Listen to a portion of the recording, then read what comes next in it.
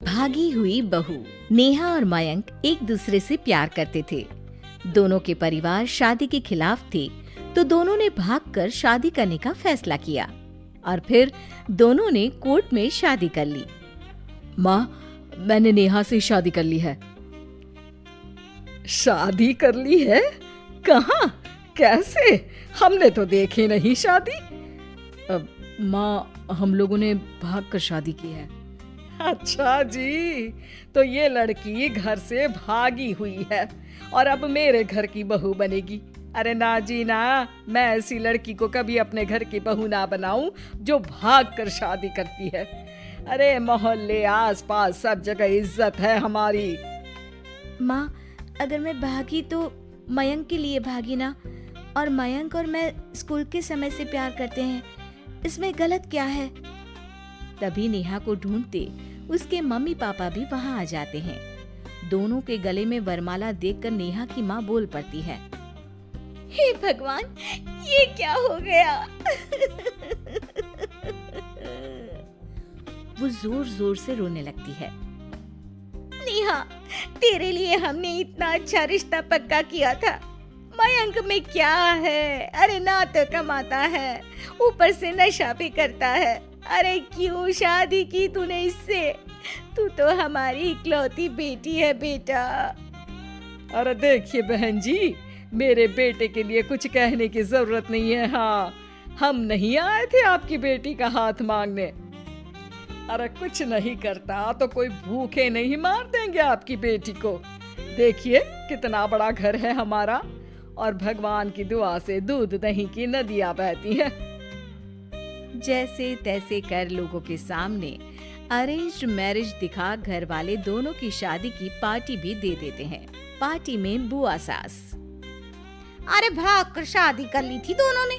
लड़की को देखो, शक्ल से तो चालाक लग रही है। क्या? अरे पर रीटा बहन तो बोल रही थी कि दोनों की अरेंज्ड मैरिज है। तभी चाची कहती है, अरेंज्ड? अरे रीटा, अरेंज्ड करती तो कैसे इतने बड़े घर की लड़की लाती? लड़के में है क्या? अरे सिर्फ दिखता अच्छा है ना, पर ना कमाता ना धमाता, उल्टा नशा अलग से करता है। अरे पता नहीं भागी हुई लड़कियां किसी घर में टिकती भी है कि नहीं। दिन बीतते जाते हैं। एक दिन, अरे रीटा, हम लोगों को 2 दिनों के लिए पंजाब जाना पड़ेगा। मेरी बहन यानी कि तुम्हारी ननद की बेटी की शादी जो है। हाँ हाँ चलते हैं, लेकिन घर किसके भरोसे छोड़ दें? आजकल तो घर बंद रखना सेफ नहीं है। अरे माँ, टेंशन क्यों लेती हो? मैं और नेहा तो घर पर ही रहेंगे ना। अरे हाँ हाँ, तू तो मेरा बेटा है, लेकिन सच कहूँ मुझे इस लड़की पर रत्ती भर विश्वास नहीं है। अरे माँ, नेहा तुम्हारी बहू है। बहू? अरे जो लड़की भाग कर शादी कर सकती है, वो घर पर चोरी भी तो कर सकती है। मयंक को माँ की बात का बड़ा बुरा लगता है। वो नेहा की तरफ देखता है जिसकी आंख में आंसू भरे होते हैं। माँ जी, आप अपनी अलमारी में ताला लगा लो। हाँ हाँ, तो वो तो लगा ही दूंगी, लेकिन कहीं तू घर का बाकी का सामान भी। अरे भाई, भागी हुई लड़की का क्या भरोसा। धीरे धीरे दिन बीतते हैं। एक दिन नेहा घर के बाहर गार्डन में पेड़ों को पानी दे रही थी, तभी पड़ोस की बहू, अरे नेहा, कैसी हो? बहुत सुना है तुम्हारे बारे में, लेकिन तुम तो दिखती ही नहीं हो। हाँ, वो बस घर का काम करने में समय ही नहीं मिलता। अच्छा अच्छा, शाम को ना मेरे घर आना, बैठकर गप्पे लड़ाएंगे हम। जी जरूर। तभी उस पड़ोसन की सास आ जाती है। अरे बहू, ये किससे बात कर रही है? अरे माँ जी, ये ना शर्मा आंटी की बहू नेहा है, जो मयंक भैया की बीवी है। हाँ हाँ, बस सबको पता है ये कौन है और कैसी है। इससे ज्यादा मेल जोल रखने की कोई जरूरत नहीं है। पता है, भागी हुई लड़की है ये, शादी से पहले भागी थी ये। तभी वहाँ मयंक आ जाता है। क्या हुआ आंटी जी? अब अरे नहीं नहीं, कुछ नहीं मयंक बेटा, कैसे हो? बड़े हैंडसम लग रहे हो। इस टाइम पर भी घर पर? अरे हाँ हाँ, अच्छा मैं भूल गई थी, तुम वैसे कोई काम धाम करते ही नहीं हो ना। अच्छा ठीक है, चलो फिर मिलते हैं। मयंक नेहा के सामने अपनी और उसकी बेइज्जती सुनकर परेशान हो जाता है। कोई बात नहीं, रहने दीजिए, आप परेशान मत हो, सब ठीक हो जाएगा।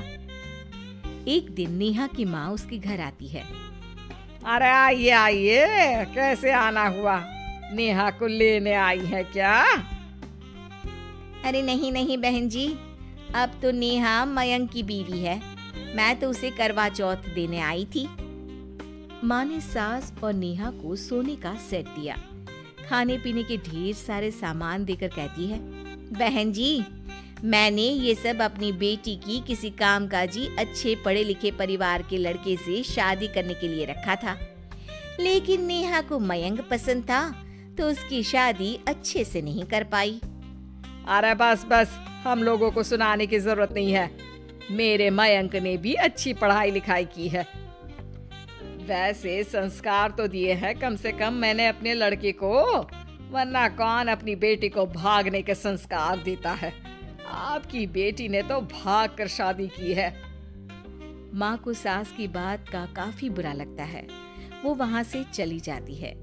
नेहा भी माँ का दिया सारा सामान लेकर अपने कमरे में चली जाती है। एक दिन, अरे नेहा, तेरी माँ ने जो मुझे वो बड़े बड़े सोने के जेवर दिए थे ना, वो वापस कर मुझे। उस दिन तो मैंने कुछ कहा नहीं था, जरा ला कर तो दे, मैं अपनी बेटी को दे दूंगी। तभी वहाँ मयंक हाथ में मिठाई का डिब्बा लेकर आता है। अरे क्या हो गया, तुझ जैसे निठल्लू की नौकरी लग गई क्या? माँ, तुझे अपने बेटे पर विश्वास नहीं, लेकिन नेहा को मुझ पर पूरा विश्वास है, और अब मैं उसे समाज में सम्मान दिलाकर रहूंगा। सारे गहने बेचकर मैंने अपना कारोबार शुरू किया है। अरे वाह वाह वाह वाह, भागी हुई लड़की का भी कोई सम्मान करता है क्या? देखा, बेच दिया ना गहना। शाम को करवा चौथ की पूजा में सारे अड़ोस पड़ोस के साथ कई औरतें पार्क में पूजा कर रही होती है कि नेहा भी वहां आ जाती है।